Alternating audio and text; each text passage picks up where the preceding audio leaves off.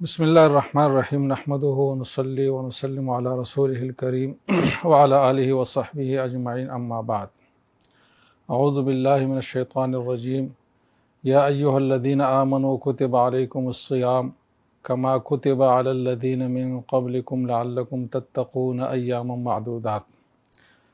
وقال علیہ الصلاۃ والسلام صوموا تصحوا۔ ناظرین، ایک سوال ذہن میں اٹھتا ہے کہ رمضان میں آدمی کو پابند کیا جاتا ہے کہ وہ نہ کھائے نہ پیے نہ بیوی کے قریب جائے، تو یہ نہ کرنے کے کام ہے، تو اس میں کیا پہلو ہے اور کیا حکمت ہے اور کیا فلسفہ ہے، کیوں ایسا حکم ہمیں دیا گیا ہے؟ تو آج کے اس مختصر سی مجلس میں ہم اس پہ کچھ گفتگو کریں گے۔ قرآن کی آیت کو اگر دیکھا جائے تو رمضان کا جو فلسفہ ہے وہ ہے تقوی کا حصول، اور تقوی کا مطلب یہ ہے کہ جو عبادات اللہ تعالیٰ نے انسان پر لازم کی ہے اس کو آدمی انجام دے، اور جن چیزوں سے روکا ہے اس سے اپنے آپ کو روک لے۔ ان دو چیزوں کا مجموعہ یہ تقوی کہلاتا ہے۔ تو روزے کا مقصد ہے تقوی کا حصول۔ حدیث جو میں نے آپ کے سامنے پیش کی اس کی روح سے روزے کا ایک اہم مقصد یہ بھی ہے کہ انسانی صحت اور انسان کا جو بدن ہے یہ درست رہے، توانا رہے۔ تو روزے میں باطنی اور روحانی ترقی اور اس کے صحت کے اسباب بھی ہے، اور ساتھ ساتھ انسان کے جو فزیکل فٹنس ہے اور جو وجود ہے اس کے صحت کے راز بھی اس میں مضمر ہیں۔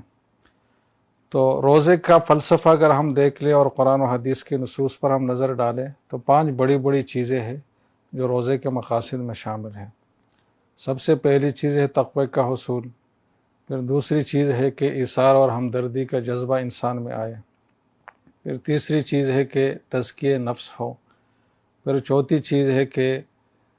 صبر اور شکر کا عنصر انسان کے اندر جاگزی ہوں اور یہ انسان کے اخلاق ثانیہ اور عادت ثانیہ بن جائے، اور 5ویں بڑی چیز جو مقصد ہے وہ رضائے الہی کا حصول ہے۔ تو روزہ ایک ایسی عبادت ہے جس میں اللہ تعالیٰ کے ساتھ انسان کا جو رابطہ ہے وہ بھی استوار ہوتا ہے، انسان کی اپنی ذاتی صحت بھی بہترین ہو جاتی ہے، اور انسان جس معاشرے میں رہتا ہے تو اس معاشرتی تعلق کو بھی یہ ایک تقویت دیتا ہے، اور انسانوں کے آپس کی ہمدردی اور جو جان نثاری کے اور ایثار کے جو جذبات ہیں اس کو فروغ دیتا ہے۔ ناظرین، جب انسان اپنے ہاتھوں کے کمائے ہوئے حلال مال سے اجتناب کرتا ہے اللہ کے حکم سے، تو یہ یقینی بات ہے کہ جب یہ انسان میں اتنی صلاحیت آ جائے تو وہ یقینی طور پر اللہ تعالیٰ کے حرام کردہ چیزوں سے تو اجتناب ضرور کرے گا۔ اس طریقے سے روزے میں جب انسان عبادات کا اہتمام کرتا ہے اور نفس بھی اور دل اور جان سے اس کو اپنا لیتا ہے اور اپنے آپ کو اس کے لیے تیار کر لیتا ہے، تو یہ اس کے ایک معمول بن جاتا ہے، تو آگے اس کے لیے فرائض اور واجبات کی ادائیگی مشکل نہیں رہتی، اور یہ چیزیں جب ملائی جائے تو اسی کو تقوی کہا جاتا ہے۔ تو ایک بہت بڑی چیز ہے کہ روزے کا جو ظاہری ڈھانچہ ہے وہ تو مطلوب نہیں ہے بذات خود، اس لیے تو ایک حدیث میں آیا ہے کہ کم من صائم لیس لہ من صیامہ الا الجوع،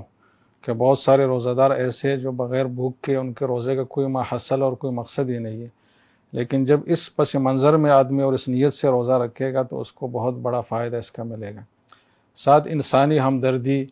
انسان میں آئے گی، کیونکہ جب انسان خود جو ہے بھوک برداشت کرتا ہے، پیاس برداشت کرتا ہے، شدت کے ساتھ جب یہ برداشت کرتا ہے تو اس کو احساس ہوتا ہے کہ معاشرے کے جو بھوکے پیاسے لوگ ہیں ان کے احساسات کیسے ہوتے ہیں۔ جب تک انسان فزیکلی اپنے اوپر تجربہ نہ کرے تو اس کو صحیح احساس کسی کی مصیبت کا نہیں ہوتا۔ تو اللہ تعالیٰ نے یہ ایک جذبہ اور ایثار کو سہنے کے لیے انسان کو اس پہ آمادہ کیا کہ آپ یہ تکالیف سہ لیں تو آپ کو معاشرے کے اس طرح کے جو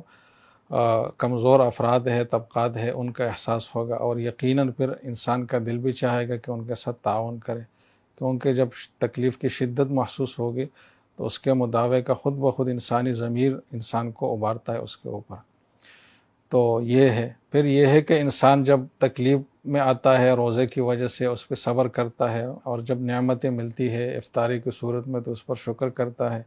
اور یہ روزانہ کے حساب سے یہ پریکٹس ہوتا ہے، تو اس میں صبر و شکر کا مادہ انسان میں آتا ہے۔ تو یہ تمام صفات انسان میں جب آئے گی جب اس احساس اور شعور کے ساتھ ہم روزہ رکھنا شروع کریں گے۔ اگر ویسے ہی کیف متفق ہم سحری کرے اور پھر سوتے جائے اور پھر افطاری کرے اور یہ مقاصد ذہن میں تازہ نہ ہو ہر وقت، تو پھر یہ مقاصد حاصل بھی نہیں ہو پاتے۔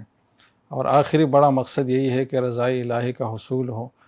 اور اس کے ایک بزرگ کا ایک مقولہ ہے، وہ فرماتے ہیں کہ مجھے یہ پتہ کیسے چلے گا کہ اللہ تعالیٰ مجھ سے راضی ہے؟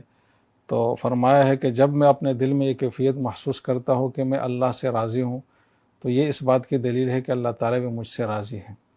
رمضان میں 3-4 روزے گزرنے کے بعد انسان پر یہ انشراح صدر کی کیفیت خود بخود آتی ہے،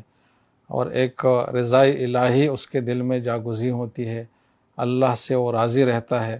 اور اللہ سے ایک محبت پیدا ہوتی ہے۔ تو یہ خود بخود اس بات کی دلیل ہے کہ اللہ تعالیٰ بھی ہم سے راضی ہے۔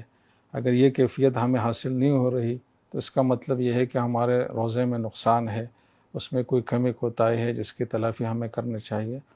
تو روزے کا فلسفہ حاصل کرنے کے لیے تصحیح نیت ضروری ہے۔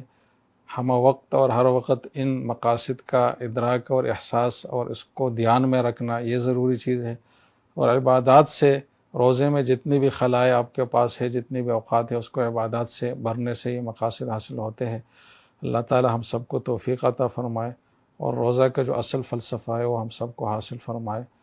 اور اس سے ہمیں سرخرو فرمائے۔ السلام علیکم ورحمۃ اللہ۔